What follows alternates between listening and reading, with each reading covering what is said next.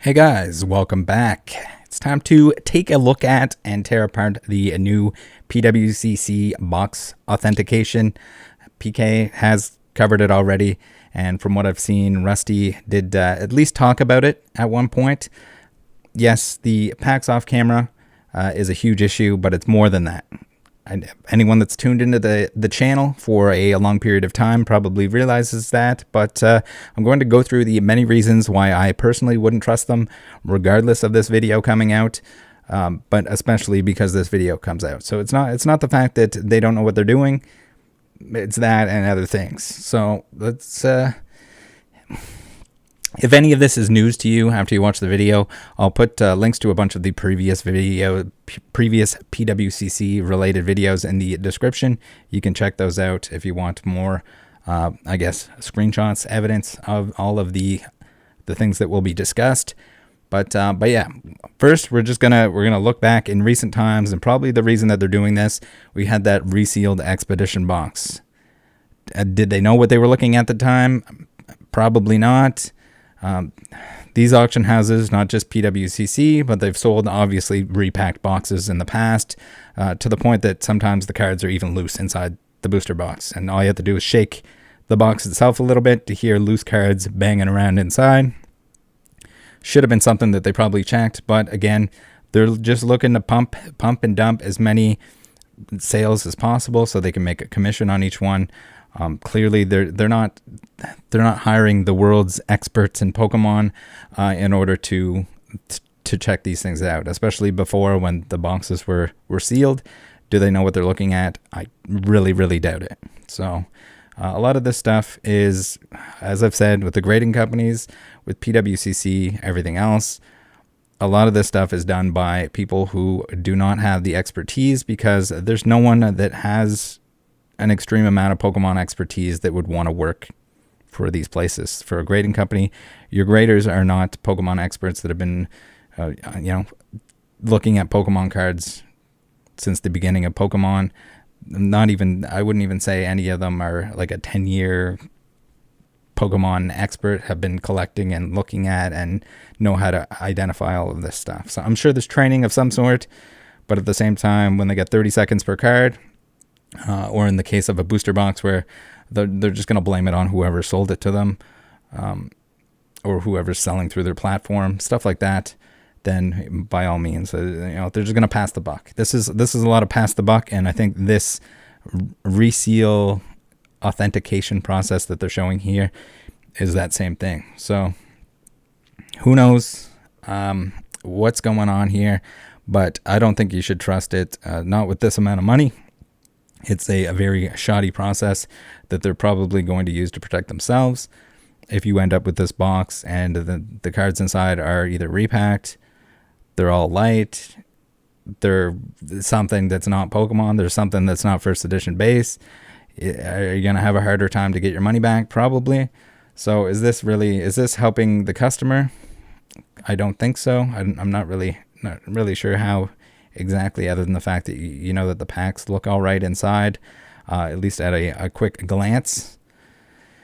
But we'll get into more reasons why to not trust PWCC, and then we'll look at the video itself in case you guys haven't seen it. There's multiple videos for all of the boxes that they're selling now, because this is their new process. Very lazy process, but their new process nonetheless. So we have the issue with PWCC and alleged shilling. And there's multiple forms. We've seen it. It seems to be an ongoing issue or topic that is brought up. And seemingly the reason they were kicked from eBay, who claims that PWCC employees were shill bidding the items. eBay surely has some solid proof in this, to kick a large moneymaker off their platform. That and we haven't really seen any retaliation from PWCC in that regard. Surely they would want to sue eBay if those allegations were false, because almost certainly they're going to be making less money on their own platform. There's going to be less eyes that are going to be on PWCC than there would be on eBay. Maybe it works out, maybe it doesn't, who knows. But we can't forget PWCC advertising new record sales on their platforms, on their social platforms, on items that were never paid for. So items from their premiere auction, you would think, shouldn't they wait until they're paid for to make social media posts about new record sales? They don't think so. Whether or not that was intentional to deceive people, again, you'd have to be a PWCC employee to know, I guess, at this point. We have the FBI investigations. So Blowout Forums, a sports card forum, discovered that PWCC had been submitting altered cards to PSA. Normally, you would think people would remember this, people would bring this up immediately, but they don't. I don't know how you can still be a business. I guess all businesses, all grading companies and auction platforms have done sketchy stuff like this, but why people just give them a pass for it just because that's a place that they can sell and buy cards? There's no excuse for it. So Brent, the PWCC CEO, claimed that these cards submitted were just being conserved in an interview. So whether or not he meant to say that or meant to let that slip, they weren't conserved. It sounds a whole lot like the Pokemon card alteration problem we have now that I've been covering. Doesn't it? Turns out they were very altered. So we're not talking conservation here. We're talking trimming. We're talking chemical brightening and pressing out creases. Very, very altered cards. Very cut and dry, pun intended. Altered cards. There's just no excuse for it. It's ridiculous. So for this reason, maybe amongst other things, PSA is distancing themselves from PWCC for definitely for a reason, and I think that's probably the correct choice. When law enforcement or the FBI is involved, you want to steer clear of anyone that is the reason that they had to get involved. So. Among, I guess, also on that respect, we also had PWCC claiming that grade reviewed by PSA, where they would like to put it in their description, is their excuse for the fact that something might be altered, but it was grade reviewed, and PSA is saying that it's all right. Well, whether or not PSA actually said that, or they're just going off the fact that PSA didn't want to pay out a guarantee on certain cards. And sent them back as not altered, then I guess that they're going to call that grade reviewed by PSA, but I don't think PSA is going to make a statement on that. I do think that these grading companies, PSA, BGS, with these sports cards, even though it's going to cost them money, they need to be very, very aggressive in terms of if they see something is altered, if someone can send them proof that before and after of a card that is clearly altered, that has a piece missing off the side of it because it was trimmed, that they deactivate the cert and that they no longer put their name behind it. Because if they don't, it just all around looks bad, and it's not really something that you can ignore because it's there. Blowout has countless examples of side-by-side overlapping images, even where you can clearly see that there was material removed from a card. So that's what it comes down to, I guess. So, next up, we have PWCC, who seemingly has no issue hiring employees with a criminal background or criminal history. You guys remember Eric Myers? He confirms this himself in interviews, and you would even probably call him one of the higher-ups at the company. Normally, this is probably a good thing, but not what I would want as a PWCC customer. So sure, people can change. Sometimes criminals are no longer criminals.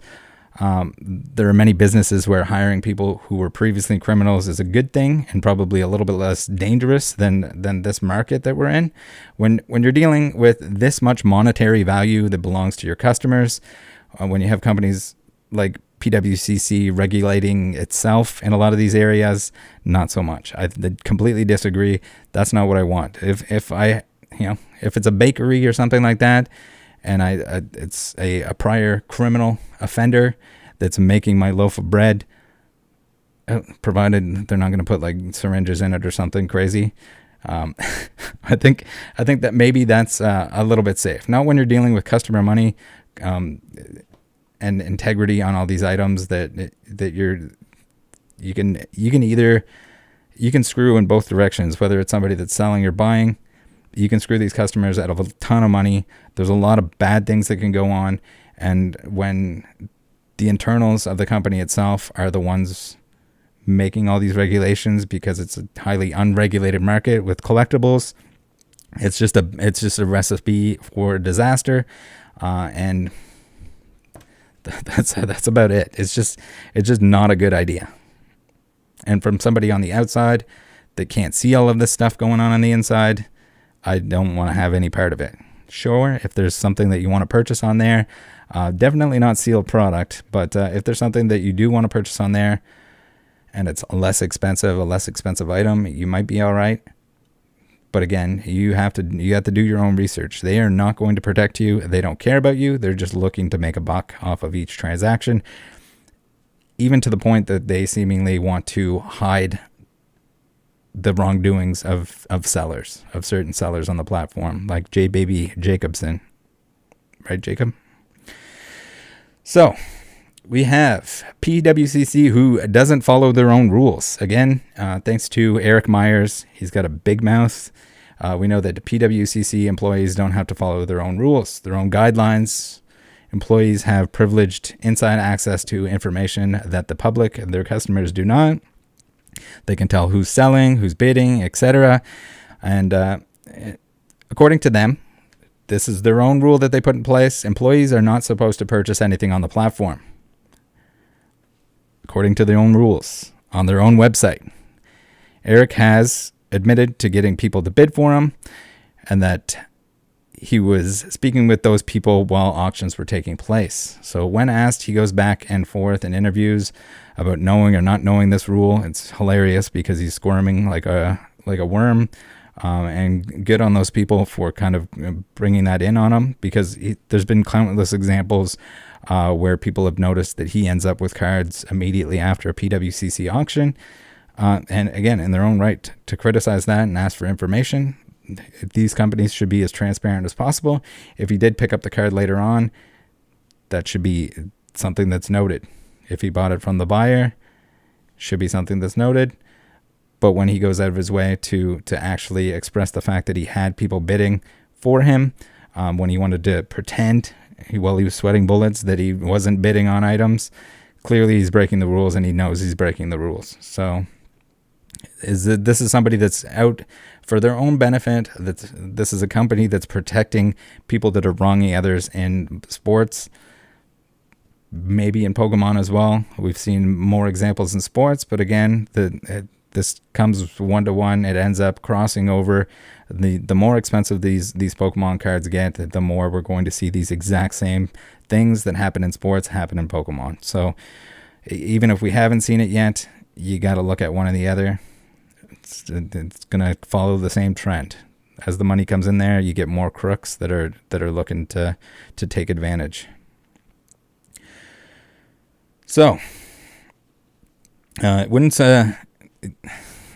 surprise me if he did bid on items himself, whether or not that's through his own payment method or whatever. Again, that's something that PWCC would actually have to look at. But where they have evidence of him just having someone else purchase it for him, while he has inside information, while he has access to all of the info that's hidden to the public, and he has them verbally talking to them to bid on stuff when the auction is live, you don't even need to go beyond that. If he was lazy, maybe he's just bidding on it himself, because then you don't have to transfer money or whatever. But it's clearly, if we've seen like plain as day examples of them breaking their own rules, you can only imagine how much that we haven't actually seen or exposed. So that just to give you a little taste of what's probably going on behind the PWCC curtains. Bad stuff. Probably bad stuff. Too much money, too much power that they have over what's going on that we can't see. Not good. It's all around not good. No, you shouldn't blindly trust them, because we've already got them doing bad things. All right, so another, I guess, really good thing. Not trusting them. Your best interest is not their best interest. So PWCC has been alerted about altered cards. I've seen it. I've seen the DMs. I've seen them ignore it. I've seen them block me when I ask them about it. They ignore the fact that there's in plain sight, altered cards. You can give them as much evidence as you want. You could probably even send them a video of the card itself being altered, and they still wouldn't take the auction down. So people have reached out to PWCC employees and shown them proof. Side by side, altered cards. This is an altered card that you're selling on your platform, and they do nothing about it. So we've seen it many times, but I'm sure there's even more examples that we haven't seen or that people haven't reached out to me. If you have contacted PWCC about altered cards, feel free to send me those DMs, and we can put that in the compilation of times that they screw over customers with altered cards, even though they've been made very aware that the altered cards are altered and being sold on their platform. Good way for sellers, people that knowingly have altered cards, to get rid of those altered cards without having to disclose that they're altered, or without the repercussions of getting the card sent back to them, etc. Or if they have a bad name already in the hobby, like Jacob, then you can just submit your altered cards to somewhere like PWCC, kind of like clean it off a little bit. It doesn't look as bad if it's not coming from a scammer, right? Instead, it comes from the scam company.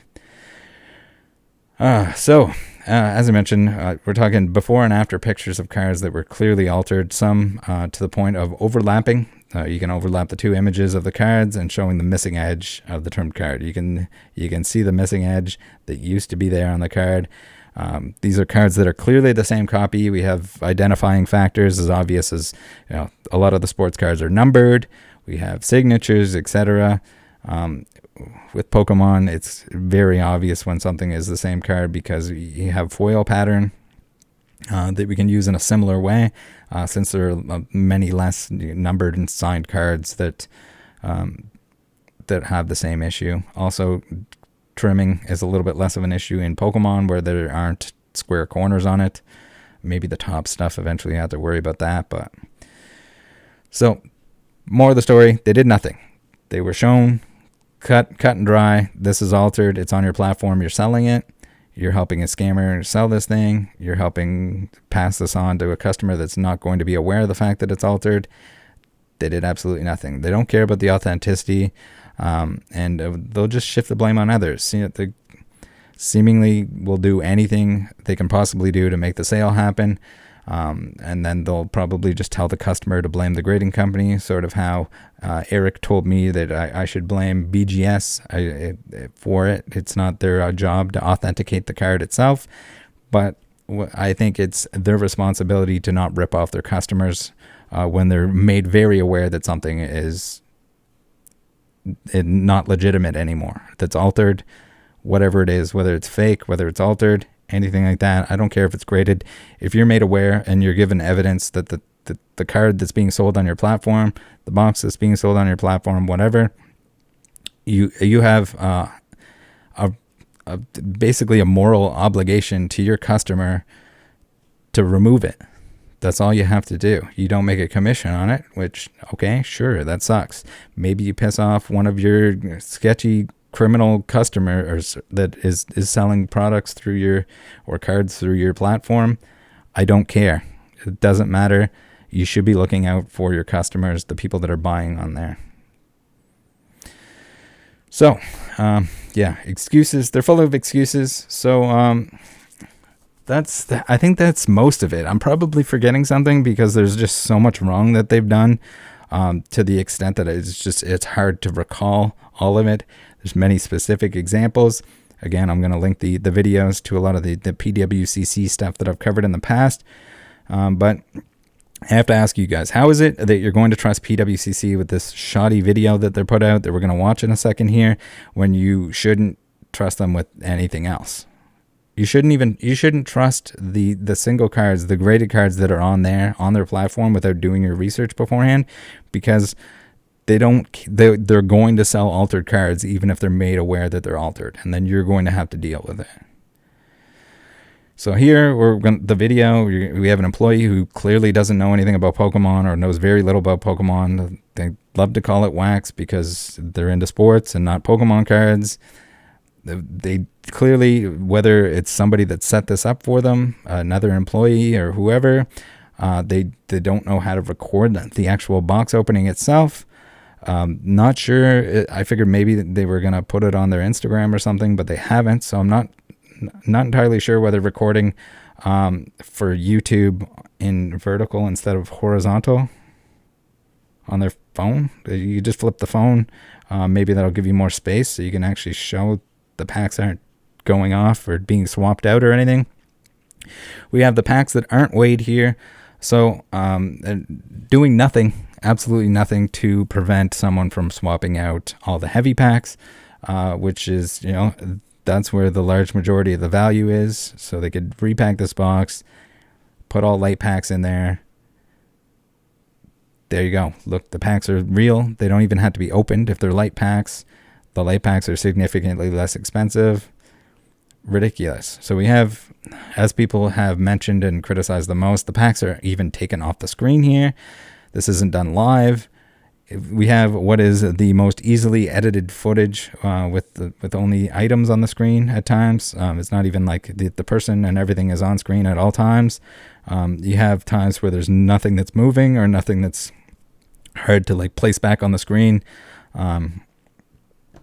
We have one camera angle. What happens if the camera dies? Do they just turn it back on? So like I accidentally turned my camera off when I was in the mall recording the one chip thing.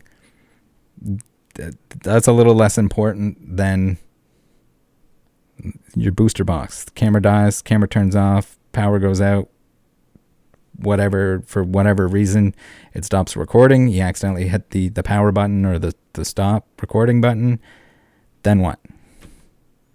I don't know why you wouldn't have another angle to begin with, just as a reassurance so that you can't edit both of them. If you have the person on screen the whole time, the chances of you being able to edit the video, where I'm just looking at a box here, it's very easy to cut that video and start with a new video, splice it in as long as the box is in the same spot. But and you can spend as much time as you want when the video is paused. So I guess before we watch it here, I also want to bring up the fact that if BBCE can't identify resealed booster packs, why should people think that a random PWCC employee that we have on screen, how are they going to do it? So none of the packs were opened. It still could be resealed packs within the box. Again, I don't think that necessarily PWCC is doing anything malicious here, but there is definitely the ability to do something malicious here, and it's so unprofessional. I don't understand how these box breaks, these like authentication videos and everything else, like they get worse and worse over time. Like this is like if Collectibles Guru started working at PWCC, this is probably how he would do it. Although I know they brought a scale, but they brought the wrong scale because they didn't know what they were doing. Here you just kind of ignore all of that stuff. But let's watch it. What we have here is frankly one of the more exciting wax moments that at least we've had, but also maybe for others who want to view in. So indeed what we have is as it appears, it's as presented, a first edition 99 English Pokemon box, one of, if not the most coveted wax products in the world. The inaugural English product from 1999, and then the first edition from that. This is a multi-six-figure wax product that again represents. I don't know how many times you can say wax. Frankly, we've ever touched, but also exists on planet Earth.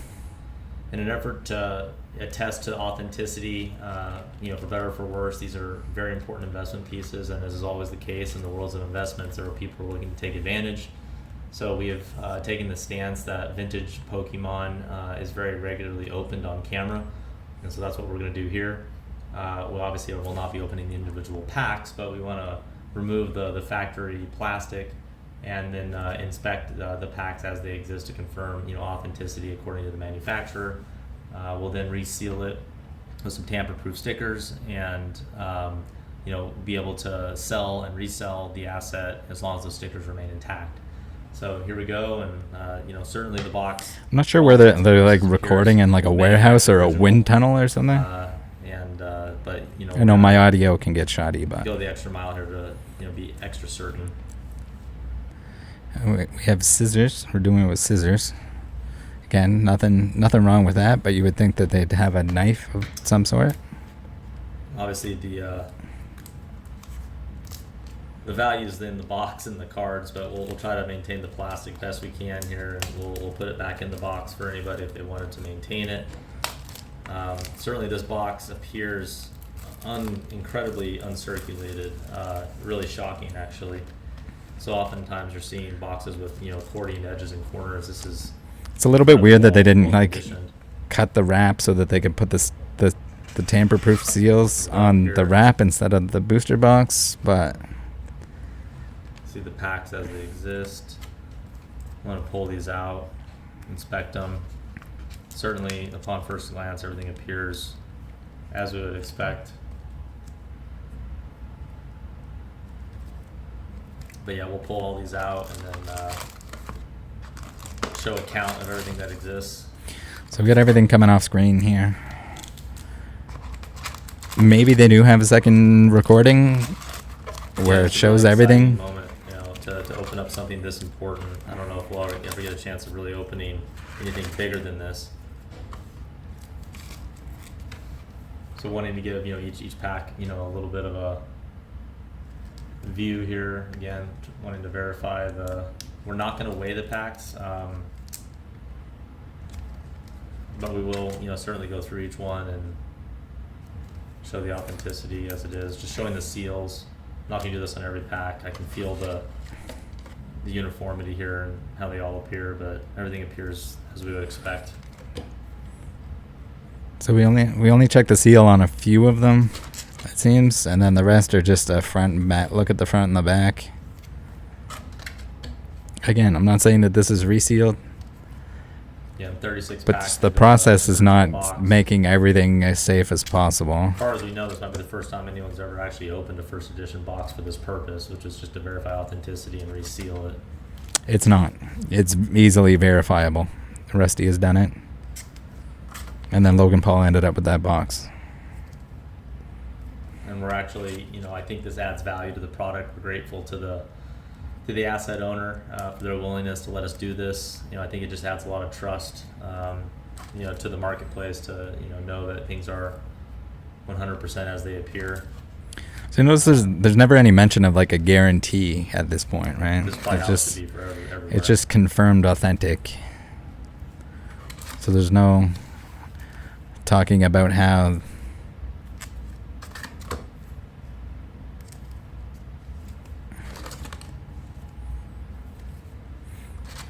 so even more so that like it's the entire stack that goes off to the side outside of the camera. Shockingly well conditioned. I want to show it one more time as we seal it up, but it's just so oftentimes these boxes you have to remember these are coming up on 25 years old. This has almost no circulation. It's the corners and edges are absolutely immaculate. It's really a shocking thing. Not even the slightest dent or ding. Even the plastic that I removed is so clean and bright you almost question its authenticity. Obviously this is proving that there's nothing to worry about. It's just a beautiful uncirculated box, but again, one of the finest I think we've ever seen. And that goes for any Pokemon vintage box, not just obviously a first edition, which is so iconic. You can always tell how much people know about Pokemon by how they talk about first edition base.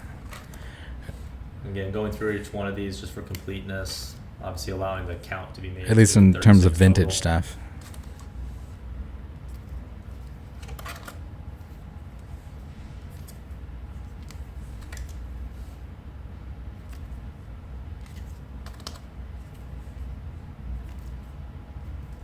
So there you have it. So we'll take the original plastic, try to fold it up best we can here. Put that in the box too, just for completeness. Yeah, crunch that in there. Again, why wouldn't you just keep the wrap and cut the three sides and flap it? Tamper-proof stickers here. We'll put them across the three edges. These stickers are designed in such a way where they can obviously be removed, no problem, but they leave a a residue that you can discern, So and that you go on about how clean the box is, and then it you would be put evident tamper-proof that it stickers was- directly so on the as long as box. these stickers I don't know are why you on wouldn't the put box, we like can, get one of those plastic keep this cases asset in the vault and maintain its liquidity. We can and make a sell it, seal for resell that. it. All told, just look how beautiful and crisp this thing is. Look at the corners and edges. It's Hell, just now it has no a wear void. practically. It's really Also, they just don't look like this you very notice we often. didn't do anything with the Absolutely bottom there. amazing how it presents. Am I saying it's No, easy it's to really open the best bottom you of a can booster get. box? No, Absolutely but stunning. you would think that they would also put a tamper-proof seal of some kind on the bottom of the box. It's all around bad, guys. I'm clearly not the process you want to see. Would it have been better to just like kind of preserve the plastic, weigh all the packs? You can put tamper-proof seals on the plastic itself, or even then you don't need to do that because you could just put it on one of these acrylic cases that cost almost nothing in relation to the price of the box itself. Not to mention it's going to make it a whole lot easier to ship, and probably what they're going to ship it in anyway, because it's the perfect size of the booster box, and it's going to prevent anything, dents and dings and whatever. So like it never fails to surprise me how bad and how much of a lack of knowledge there is in this area, where people are trusting these companies, where these companies have more than the resources they need to actually produce something and do something that they can put their name behind. But like it's not even like, okay, it would be great to see one of the packs open, maybe one of the light packs after you weigh all the packs, but at least weigh all the packs. At least weigh all the packs. You already have them out. Buy a scale. Don't get the bathroom scale or whatever the hell collectibles guru was getting. They won't tell you anything. Get a half decent scale. Weigh the packs. Show the weights on camera. You have the box open anyway at this point. Now it's sealed and you'd have to reopen the thing to do it. Use the acrylic cases, for the love of God. They're not expensive. And put the box back into that. Whether or not you want to keep the wrap on the box itself when it goes back in with the cut wrap so that you can get the packs out. Do that. But yeah, I'm not surprised that it's as bad as what it is, but this is their process. And as you can see on screen here, the suggested videos, it's more of the same. We got a Fossil, we got a Sky Ridge, we got a Jungle. They do the same thing, the same camera angle. For some reason, don't know to turn their phone sideways, but maybe it's just so that they can use it multiple purposes. But at that point, record it on multiple phones. If they're probably using a phone here.